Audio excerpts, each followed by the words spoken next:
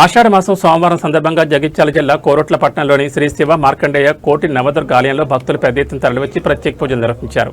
ఈ సందర్భంగా మహిళా భక్తులు భక్తి శ్రద్ధల మధ్య అఖండ లలితా పారాయణం నిర్వహించి అమ్మవారిని భక్తిపూర్వకంగా ఆరాధించారు। అనంతరం ఆలయ ప్రాంగణంలో సామూహికంగా కుంకుమార్చన నిర్వహించి ప్రత్యేక పూజలు చేసి మొక్కులు సమర్పించారు। ఆలయ ప్రాంగణం భక్తుల రద్దీతో కిక్కిరిసిపోగా ఆధ్యాత్మిక వాతావరణంలో పూజా కార్యక్రమాలు వైభవంగా జరిగాయి। భక్తులు తమ కుటుంబాలు సుఖ సంతోషాలు ఆయురారోగ్యాలు సమృద్ధిగా వర్షాలు కురిసి ప్రజలందరూ సుభిక్షంగా ఉండాలని అమ్మవారిని ప్రార్థించారు।